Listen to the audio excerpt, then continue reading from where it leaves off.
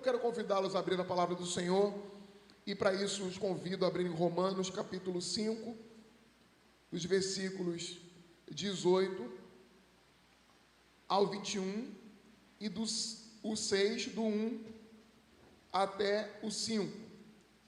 Capítulo 5 de Romanos, de 18 a 21 e do 6 ao 5.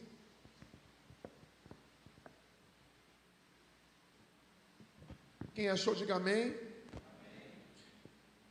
Leamos então o texto. Acompanhem comigo, por favor, o texto que diz assim. Vamos antes falar com o Senhor em oração. Senhor, em nome de Jesus, por intermédio de Jesus, somente por Jesus, através de Jesus, pelos méritos de Jesus é que nós nos achegamos a Ti. Não há em nós absolutamente nenhuma qualificação. Senhor, nós confessamos a nossa completa e absoluta dependência de Ti. Nós confessamos, Deus, que o nosso coração, por natureza, é escravo do pecado, mas uma vez que conhecemos o Senhor, fomos libertos do pecado e agora vivemos para Ti e para a Tua glória. Por isso queremos, em nome de Jesus, apelando para Jesus, suplicando o favor de Jesus, que os nossos olhos sejam iluminados, que a nossa mente esteja sensível, aberta, que o nosso coração esteja plenamente receptivo à Tua palavra, à Tua vontade, ao Teu propósito.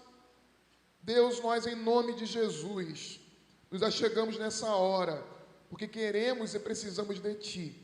Fala conosco, por intermédio de Jesus Cristo. Amém e amém. Diz-nos assim, palavra do Senhor: pois assim como por uma só ofensa veio o juízo sobre todos os homens para a condenação, assim também, por um ato de justiça, veio a graça sobre todos os homens para a justificação que dá vida. Porque como pela desobediência de um só homem, muitos se tornaram pecadores, assim também, por meio da obediência de um só, muitos se tornarão justos. Sobreveio a lei para que se avultasse a ofensa, mas onde abundou o pecado, superabundou a graça, a fim de que, como o pecado reinou pela morte, assim também reinasse a graça pela justiça para a vida eterna, mediante Jesus Cristo, nosso Senhor. Que diremos, pois? Permaneceremos no pecado para que seja a graça mais abundante? De modo nenhum. Como viveremos ainda no pecado, nós, o que para ele morremos? Ou porventura ignorais que todos nós que fomos batizados em Cristo Jesus, fomos batizados na sua morte? Fomos, pois, sepultados com ele na morte pelo batismo, para que, como Cristo foi ressuscitado dentre os mortos pela glória do Pai, assim também andemos nós em novidade de vida. Porque se fomos unidos com ele na semelhança da sua morte, certamente o seremos também na semelhança da sua ressurreição. Palavra do Senhor. Amém. Hoje nós celebramos a Reforma Protestante. Hoje nós nos lembramos que há 504 anos atrás, o monge agostiniano Martim Lutero se levanta contra as distorções da igreja. Ele não se cala, mesmo num mundo controlado pela igreja, mesmo numa sociedade extremamente religiosa, onde o poder papal era absoluto, onde o poder político, onde o poder religioso as portas dos céus e do inferno estavam na mão do Papa. Ou pelo menos ele compreendia dessa forma. Lutero, com coragem, se levanta. Lutero não se cala diante de tudo o que acontecia com a igreja. A venda de cargos eclesiásticos, as indulgências, as penitências, os sacrifícios, aquilo que eram peregrinações inúteis à Terra Santa, a fim de conquistarem a paz que excede o entendimento a partir do próprio esforço. A igreja encontrava-se em trevas. O mundo encontrava-se completamente sem um farol, sem uma luz, sem que se pudesse dizer, olha, o evangelho está sendo pregado, o evangelho estava sendo distorcido, a palavra de Deus estava sendo escondida, a palavra de Deus não estava mais na mão daqueles que precisavam compreendê-la. As pessoas não tinham acesso à Escritura porque ela estava numa língua inacessível às pessoas mais simples. O grau de pessoas que não sabiam e que não tinham conhecimento sequer de coisas mínimas a respeito de Deus, a respeito de Jesus, era imenso. O que as pessoas criam eram apenas em superstições, misticismo. Tudo o que foi durante anos ensinado pelos apóstolos no início da igreja, pelos pais apostólicos, pelos pais da igreja, havia sido enterrado. Estava debaixo dos escombros das missas, das superstições, das crendices que haviam sido nutridas durante tanto tempo na igreja. Ninguém imaginava que alguém pudesse se levantar contra o poderio da igreja. A igreja era forte demais. A igreja, naquele momento, representa a vida e a morte. Ela ameaça aqueles que se levantam contra ela. Ela ameaça aqueles que a questionam. Ela manda matar e prender e destruir aqueles que estão contrárias às suas regras. Aqueles que estão contrários às suas regras são acusados de bruxaria, são acusados de traição, são queimados, são enforcados, tratados como blasfemos, eram tratados como hereges, como pessoas que estão contra a lei de Deus, porque a igreja arrogava-se para si o poder da vida e da morte, as chaves da morte e do inferno. A igreja arrogava para si o poder de levar aos céus, de lançar na tempestade do inferno, na danação eterna. Era essa a realidade em que estava a Escritura, a vida da igreja. Estava compreendendo e entendendo que a salvação era impossível a partir de si mesmos, a partir do Evangelho, porque o Evangelho foi soterrado por tradições.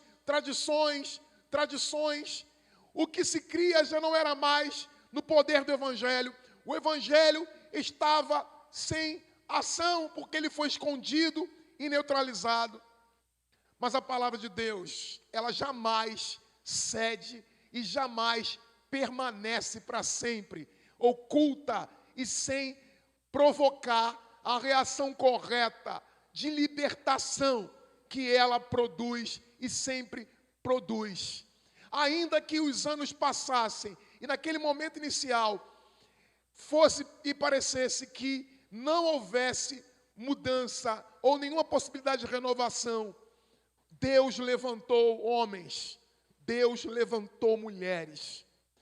E, basicamente, a partir deste livro, a Epístola de Paulo aos Romanos, esta carta, ela é fundamental para que a igreja pudesse reencontrar o caminho da graça de Deus, para que, de novo, as pessoas pudessem ter acesso ao Evangelho. E Evangelho é boa nova. Evangelho significa dizer: Jesus Cristo chegou para salvar, libertar e transformar o pecador. De que a salvação, ela não é fruto do esforço humano, de que a salvação é obra exclusiva de Cristo Jesus, é obra da graça de Deus. Nós, por vezes, estamos ainda, depois da reforma, com a mentalidade necessitada de ser tocada pelo Evangelho, porque também na modernidade, na pós-modernidade onde vivemos, por vezes a lógica da sociedade que nós estamos inseridos é de lutar para sermos aceitos por Deus. Achamos que precisamos fazer algo para ser aceitos por Deus. A única coisa que a nós é exigido para sermos aceitos por Deus é aceitar a aceitação de que Ele nos aceitou. E Ele não nos aceitou por causa daquilo que nós podemos dar a Ele em troca. Veja comigo o Evangelho, porque o Evangelho é o contrário do que a sociedade nossa tem vivido e tem acreditado. Porque a sociedade que nós vivemos luta por aceitação que se dá no âmbito religioso, no âmbito da sociedade secular, uma sociedade que vive apenas o Evangelho de fachada, mas que barganha com Deus, que tenta impressionar a Deus, que tenta comprar a salvação, que tenta de alguma forma fazer o trabalho de Jesus, que acha que a salvação é por méritos próprios, que o homem por si mesmo um dia levanta-se e resolve então se tornar um cristão. Veja comigo que a graça às vezes parece boa demais para ser verdadeira, parece ser algo que nos leva à preguiça, à procrastinação, porque alguns podem pensar, olha, se nada precisa ser feito, se nada é necessário mais, então eu me deito, espero a volta de Jesus, nada faço, não me importo com a moralidade, não me importo com qualquer tipo de esforço, achando que a conclusão lógica de crer-se na graça é também dispensar qualquer tipo de esforço para o crescimento. E Paulo, aqui em Romanos, mais uma vez, e é na reforma que eu quero ressaltar isso, e falar com você a partir do seguinte título: a graça para a vida. A graça para a vida. Repita comigo: a graça para a vida. Está muito fraco, vocês estão aí ainda. Vamos de novo? A graça para a vida. Para a vida. Porque às vezes o que nós compreendemos é que a graça é apenas um conceito teológico. Nós somos hábeis em responder o que é a graça. Mesmo não sendo, talvez, tão especialista em teologia, você vai dizer que a graça é favor imerecido. O que Paulo está fazendo aqui nesse texto é tirar consequências disso. É tirar consequências do que é a graça na vida. Porque a graça, ela nos salva. A graça nos garante a vida eterna. A graça nos garante um futuro com Deus. A graça nos garante que nós, pecadores, miseráveis, mortos em delitos e pecados, como vai dizer o texto, versículo 18 diz: pois assim como por uma ofensa por uma só ofensa, veio o juízo sobre todos os homens para condenação, assim também, por um ato de justiça, veio a graça sobre todos os homens para a justificação que dá vida. A graça veio para justificar o homem, para dar vida. Sabe qual é o grande problema hoje? É que nós compreendemos a graça de Deus como a graça que justifica para dar vida, mas apenas a vida futura, apenas a vida beata nos céus, apenas a vida de glórias na eternidade. É importante que nós tenhamos o nosso olhar focado na eternidade, mas esse olhar focado na eternidade não pode roubar de nós a plena consciência que nesta vida o poder da graça que é para a vida, nos transforma e nos salva ainda nesta vida, a graça de Deus chega a nós e transforma o homem pecador. A má notícia do texto está no versículo 18. Nós pecamos. Nós pecamos. Nós não pecamos apenas hoje. Nós pecamos em Adão. Nós estávamos nele. Nós estávamos em seus lombos. Nós pertencíamos a ele. Nós fomos gerados por ele. Todos nós, em um momento da nossa vida, caímos no pecado. E há uma distância absolutamente grande entre o homem pecador e Deus, porque Deus é santo. Então, pense comigo, você e eu estávamos condenados pelo pecado. Essa é a má notícia. Essa é a notícia ruim. A má notícia não é outra coisa, senão eu e você estamos separados de Deus, distantes. Nós vimos semana passada que Ele que nos aproxima. Cristo nos aproxima, mas aqui o texto vai dizer, foi pela desobediência de um só homem. Veja comigo que não trata-se de uma escolha que você tenha. Ninguém pode, de forma alguma, achar-se salvo por conta própria. Veja comigo, a graça para a vida significa, primeiro, nós todos fomos condenados pelo pecado. Nós todos fomos condenados pelo pecado. Olha para mim e pense que graça é você pensar que você estava completamente perdido. Você e eu, Deus olhou para você e para mim e viu a nossa perdição, a nossa miséria. Nós estávamos condenados à danação eterna. Esta é a verdade e não havia nada em nós que pudesse nos tirar disso. A verdade é essa. Você e eu, sem Cristo, estamos perdidos, absolutamente perdidos. Não somos moribundos, estamos mortos. Gente, sem Cristo você caminha a vida inteira. Você busca a felicidade a vida inteira. Você busca a plenitude do conhecimento a vida inteira. E você não alcança. Porque dentro de você, porque dentro de mim, porque dentro de nós, há uma necessidade de ser saciados e de sermos plenos, que somente é possível quando nós estamos em Deus, quando nós estamos em Cristo. De forma que, pelo pecado, pela desobediência, todos nós nos tornamos pecadores. A desobediência de um só, é o que Paulo diz no versículo 19, por meio da desobediência de um só, muitos se tornaram pecadores, mas ele nos diz que essa desobediência, que esse pecado foi tratado e resolvido, porque um homem justo morreu em nosso lugar. Dê glórias a Deus. Dê glórias a Deus. Você estava morto, eu também, mas um homem morreu por mim e por você.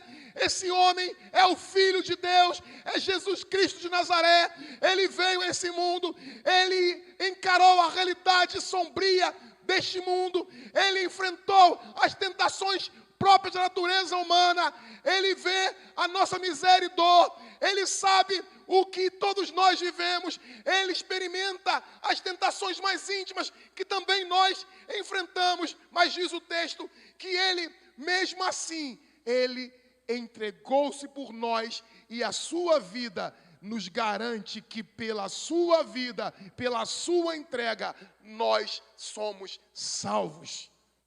Pelo pecado de Adão nós caímos, pela obediência de Jesus nós somos restaurados, nós somos reconciliados.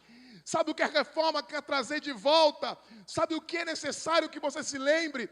É necessário que você lembre-se de quem você foi um dia, da sua miséria, do seu pecado, da nossa escuridão, da nossa incompetência, da nossa impotência. E lembre-se que Deus olhou para você e o que Ele fez tudo o que é necessário. Ele veio pessoalmente assumiu o seu corpo, o nosso corpo, o corpo que era limitado. Deus, o Deus da glória, o Deus que criou todas as coisas, o Deus todo-poderoso, o Deus que criou o mundo inteiro, fez-se um homem, assumiu o lugar de todos nós pela obediência de Jesus. É a segunda realidade que você precisa encontrar nessa graça para a vida. A primeira é que o nosso pecado, que a nossa miséria é a má notícia, é uma realidade sombria para nós, mas a segunda realidade é Cristo assumiu o nosso lugar, em obediência a Deus, tomou o nosso lugar, e eu e você agora, por causa de Cristo, e tão somente por Ele, é que nós agora estamos vivos. Alguém pode pensar, isso é bom demais. Isso é bom demais. Então seja grato. E viva de acordo com a lei de Deus. Porque Ele ama a justiça e a santidade. Pastor, nada preciso fazer em relação à minha salvação. Mas uma vez que fui salvo, há muita coisa a ser feito. Uma vez que fui encontrado, eu que estava morto no pecado, e agora já não vivo mais sobre o jugo, a escravidão do pecado, é uma outra vida, é uma outra realidade, é uma outra vivência, é uma outra história. A graça não nos salva para a eternidade apenas. A graça nos salva para agora já vivermos essa nova vida. A graça expressa aqui no texto diz, olha, sobreveio a lei para que avultasse a ofensa, mas onde abundou o pecado, superabundou a graça. Olha, antes você era um pecador miserável, antes nós estávamos condenados, onde abundou o pecado, onde havia pecado, agora a justiça, agora a retidão. Deus mudou quem você era, a sua vida agora é outra.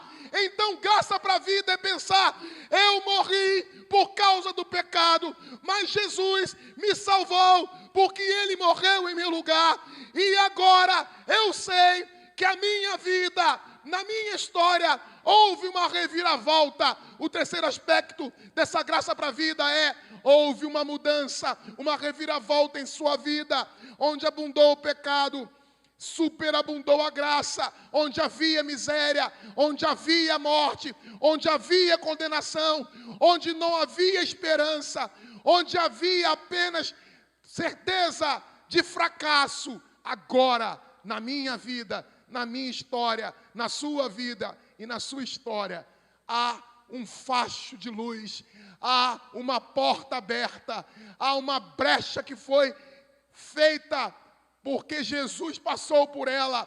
Há, sim, um rompimento na cadeia de morte, na lógica de morte que existia. Cristo ultrapassou, Cristo foi na frente, Ele assumiu a nossa condenação para si. Ele foi condenado no seu corpo, Ele foi morto, porque Jesus vai à sepultura, porque o salário do pecado é a morte. Deus é justo e o pecado tem que ser punido. Deus age com justiça e pune o pecado. Deus é implacável com o pecado. Não pense que quando nós pregamos sobre a graça de Deus, estamos absolvendo alguém de viver uma vida santa. Não pense em momento algum que graça não salva-nos nessa vida. Não pense que por causa da graça você pode viver uma vida de pecado, achando que a graça é uma proteção que protege você com relação ao pecado. Esse engano foi cometido pela igreja de Roma, a ponto que Paulo vai exortá-los e fazê-los perceber que a graça de Deus é para torná-los santos, é para torná-los vivos, é para torná-los servos de Deus, discípulos de Jesus, é para que eles pudessem viver e existir a partir da graça. O salário do pecado é a morte, então Jesus vai à sepultura, Jesus assume a nossa miséria, desce à sepultura, durante 3 dias ali está morto, ali Jesus está morto, mas ele levanta-se dos mortos, porque uma vez que ele desce à mansão dos mortos, e não tendo ele pecado, cumpre-se a lei, cumpre-se e satisfaz-se a ira de Deus.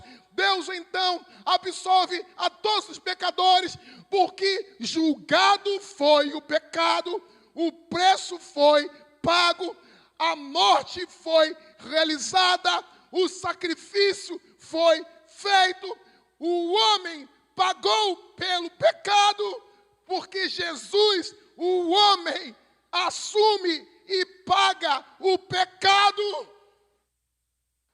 Alguém pode pensar que o pecado não teve preço. Teve preço.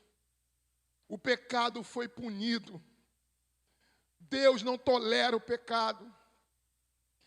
A igreja de Roma e alguns irmãos ali começaram a entender que, numa lógica não muito espiritual, as coisas funcionavam da seguinte forma. A partir do texto e da compreensão de Paulo de que se onde abunda o pecado, superabunda a graça. Então pensavam alguns, então quanto mais nós pecarmos, mais a graça vai superabundar. Quanto mais nós dermos vazão ao pecado, mais a graça será eficaz. Quanto mais nós vivermos de qualquer maneira, mais a graça irá prevalecer. Esses não compreendem que a graça é para a vida. Acham que a graça é apenas uma garantia de uma vida na eternidade. Acham que a graça é capaz de nos garantir uma vida no céu, mas que ela não é capaz de mudar quem nós somos. Acham que ser cristão é meramente ter compreendido as doutrinas da graça, enquanto o que nós precisamos é experimentar de forma absoluta, interna, de forma completa o que essa graça significa.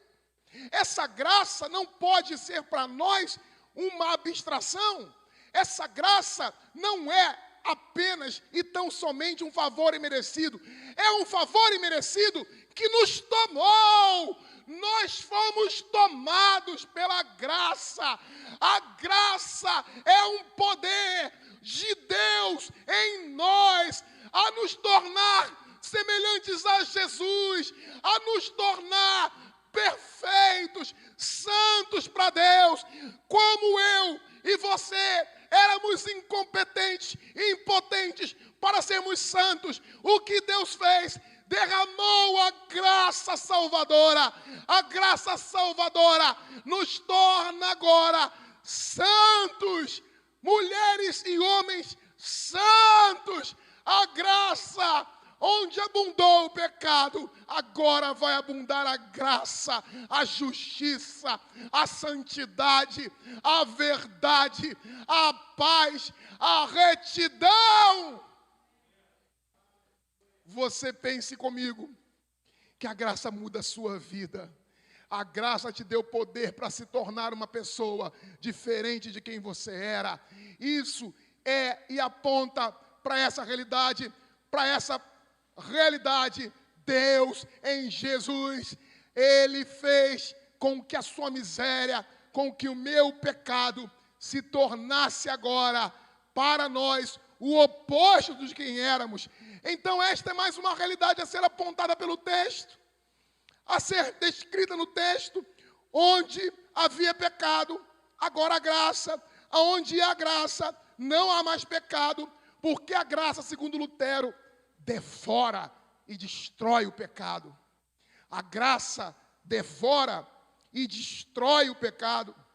Não pode haver outra coisa senão a graça. A graça não convive com o pecado. A graça não aceita o pecado. A graça não absolve o pecado e nem o pecador.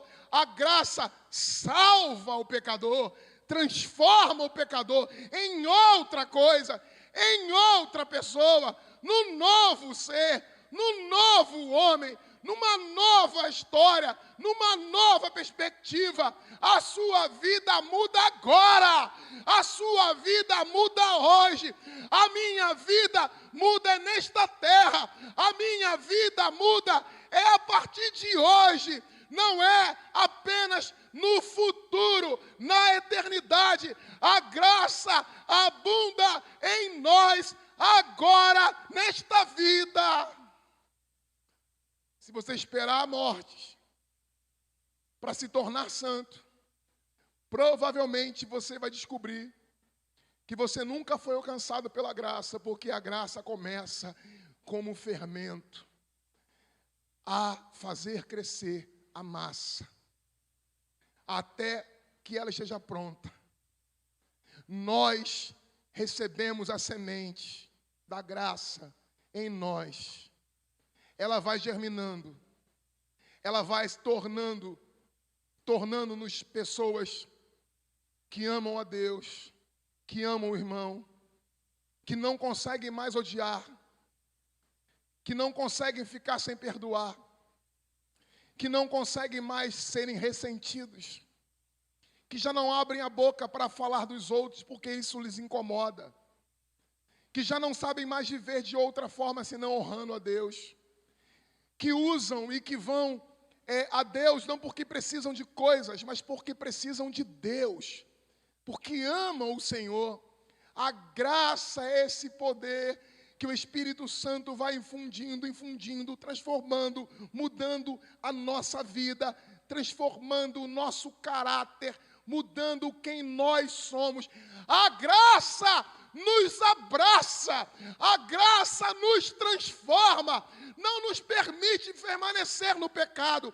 O que Paulo diz é exatamente isso, no versículo 6, no capítulo 6, ele diz, aqueles que têm dúvidas sobre isso, ele diz, que diremos, pois? Permaneceremos no pecado para que seja a graça mais abundante?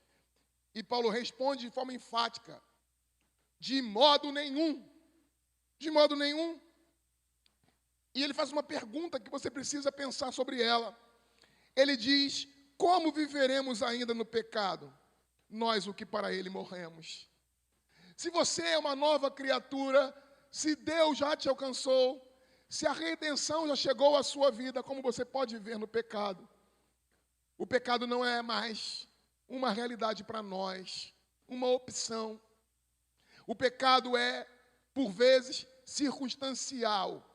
Ele ainda acontece por causa do corpo da nossa carne, que está sujeito às limitações desse tempo e desse mundo.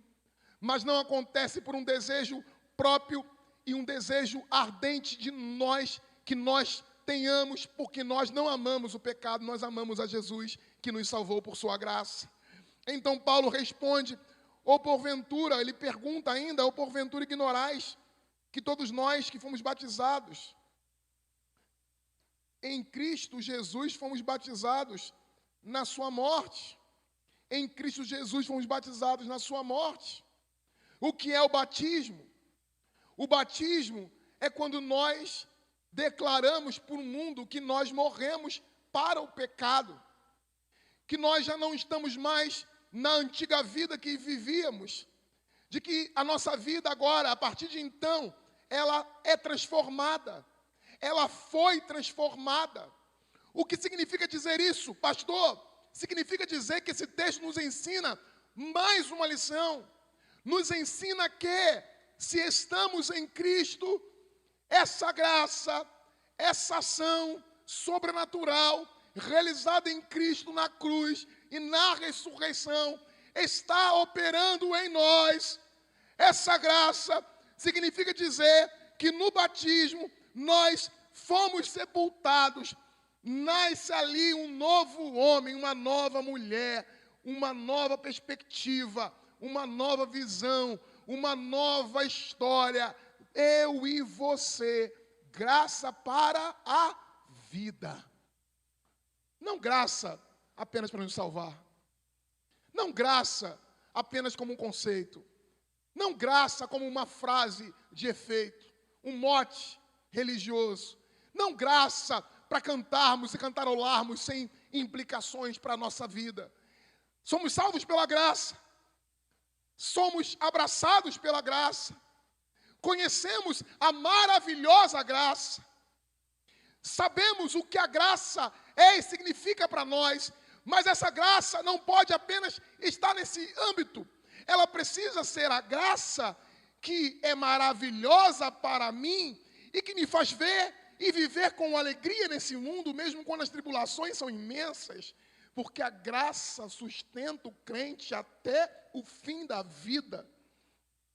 A graça é a certeza plena dentro de nós de que fomos amados, de que fomos aceitos. Um teólogo inglês diz que a graça é o amor selvagem de Deus. A graça é a paixão ardente de Deus. Deus olha para você, Deus olha para mim, sinta-se aceito. Pense que Deus não está olhando zangado dos céus para você. Deus olha para você e diz: vem, meu filho, eu te aceito, eu te amo, eu morro por você, eu me levanto todos os dias para abençoar você. Pense que Deus perdoa você. Pense que Deus levou a culpa do seu pecado. Pense que Deus já não se lembra mais dos seus pecados. E Ele olha para você e a única coisa que Ele vê é: você é justo, você é filho, você foi reconciliado, você está debaixo da graça. Paulo está dizendo para a gente que se formos unidos com Ele na semelhança da morte, o seremos também na semelhança da ressurreição. Paulo está dizendo no versículo 4, fomos, pois, sepultados com Ele na morte pelo batismo, para que, como Cristo foi ressuscitado dentre os mortos pela glória do Pai, assim também nós andemos em novidade de vida. A graça faz com que nós compreendamos que estamos unidos ao destino de Jesus. O destino de Jesus é o nosso destino. Ele morreu, nós morremos. Ele morre, nós morremos. Ele ressuscita dos mortos, nós ressuscitamos também. Qual é a implicação disso? No versículo 4 ele diz: para que também andemos em novidade de vida. Há uma consequência. A graça não é apenas para nos garantir vida futura. A graça é também para gerar em nós novidade de vida. Esta vida é mudada. O nosso caráter é mudado. A mentira já não faz parte da nossa vida. Nós agora somos aqueles que vivem em novidade de vida. Você pode dizer glórias a Deus? Você pode dizer glórias a Deus? Você está debaixo da graça e essa graça produz vida em você, capaz de fazer com que a sua vida agora seja algo completamente novo. Mesmo quando você cai, mesmo quando você peca, você confessa a Deus os seus pecados, liberta-se das suas misérias, volta para a corrida e vai alcançar o prêmio da soberana vocação em Cristo Jesus, porque Paulo diz: eu avanço, esqueço-me das coisas que para trás fico e vou em rumo ao alvo da soberana vocação. Nós não olhamos para trás, nós não pensamos naquilo que nos atrapalha, nós nos desfazemos daquilo que nos atrapalha e corremos no poder da graça de Deus, corremos a fim de chegar ao destino, e o nosso destino é o destino de Jesus, e o destino de Jesus é a ressurreição dos mortos. Fomos unidos a Ele na semelhança de sua morte. E aí o texto diz, como consequência, se somos unidos com Ele na semelhança de sua morte, ele diz: certamente, olha para mim, O que diz o texto é: certamente o seremos também na semelhança de... Estamos com Ele na morte, estamos com Ele na vida. Estamos com Ele na morte, estaremos com Ele também na vida eterna. Jesus foi o primeiro a levantar-se dos mortos, mas nós o seguiremos. Nós o seguiremos. Jesus e a sua vida é a garantia de que todo o que morre há de se levantar. Todo o que morre há de se levantar na ressurreição dos mortos. Talvez você não compreenda o que significa isto, de forma que eu quero fazer você pensar que Jesus não é Buda, que Jesus não é Maomé, que Jesus não é um líder religioso que morre e que está morto, que os seus ideais morreram com ele. Jesus é o único que levantou-se da sepultura. A sepultura abriu-se para ele. Da sepultura saiu com triunfo e glória, ressurgiu. Quando você olhar para esse texto da ressurreição, quando você pensar na ressurreição de Jesus, pense em uma coisa: um dia eu descerei à sepultura, mas um dia eu me levantarei dela, juntamente com os meus irmãos que partiram e com Jesus, o ressurreto. Ele foi o primeiro. A morte era como uma grande barreira intransponível. A morte era como um grande muro intransponível. Jesus foi lá e arrebentou o muro, e passou, e abriu uma flecha, abriu um pedaço, e na ressurreição dos mortos, ele vai implodir tudo, e todos vão passar, e todos vão se levantar, e todos o verão, e nós o veremos, e saberemos que valeu a pena esta vida, e que nenhum que pereceu no caminho, morreu antes da sua vinda, se perdeu, porque Jesus morreu por sua vida, morreu por nossas vidas, e a ressurreição dele é a garantia da nossa. Nós ressuscitaremos, nós estaremos com ele. Isso precisa trazer para a nossa vida agora essa graça, trazer coragem, trazer força, porque olhamos para o futuro e sabemos o fim da história, sabemos que a graça prevaleceu até mesmo sobre a morte, sabemos que a morte foi vencida. Deus abriu o caminho para nós. Se você teme algo, e esse algo é a morte, eu digo a você, Jesus arrebentou com o muro, ele quebrou a resistência, os alicerces estão bambos, e esse muro vai cair definitivamente quando ele disser: levante-se, e os mortos levantarão.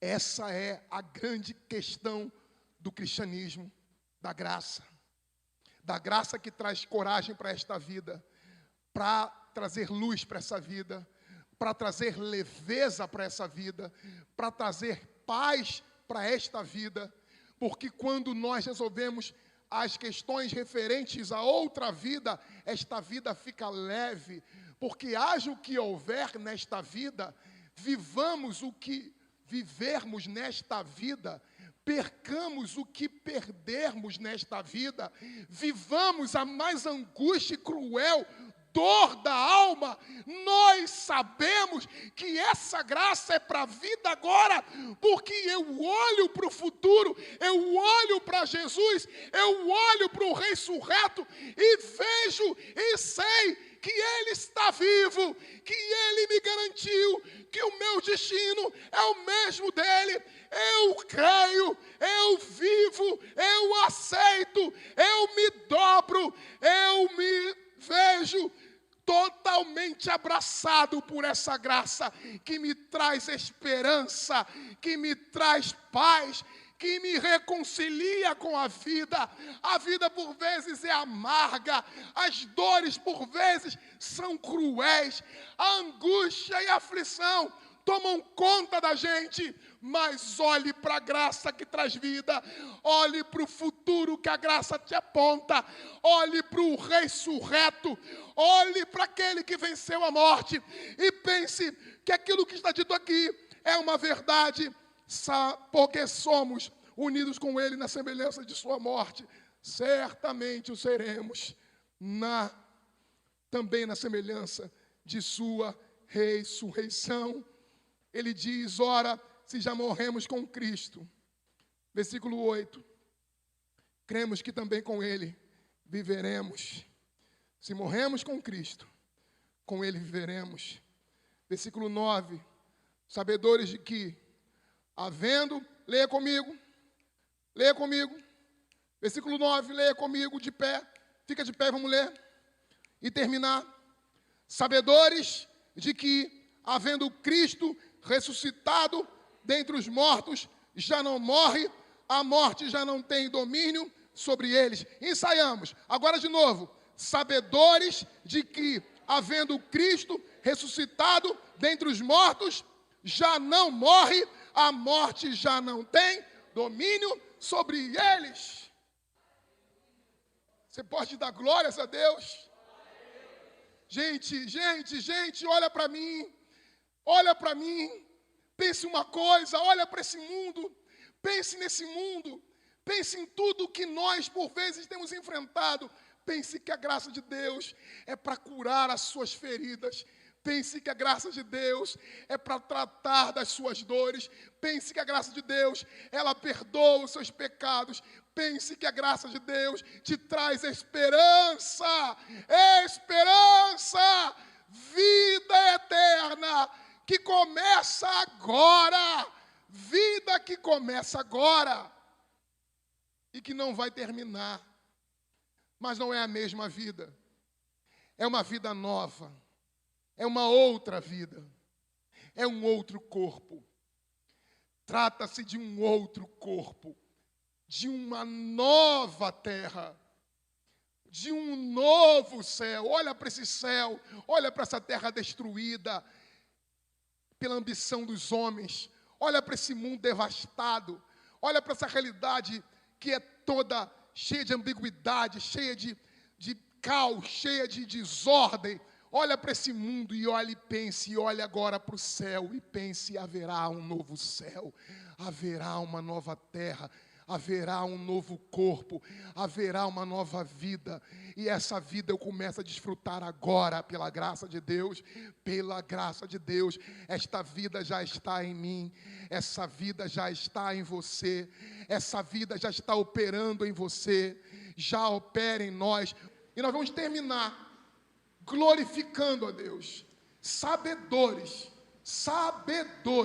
que seja o que for, haja o que houver, venha o que vier, seja o furacão, seja a tempestade, seja a luta mais cruel, eu e você olhamos e pensamos, a graça é para esta vida, a graça me salvou, a graça salvou você. E essa graça está operando já agora. Ela não trata-se de uma coisa, não é uma coisa, é um poder. Não é um algo que você olha fora de você. É algo dentro de você. É algo que muda quem você é, que muda a forma como você encara a vida.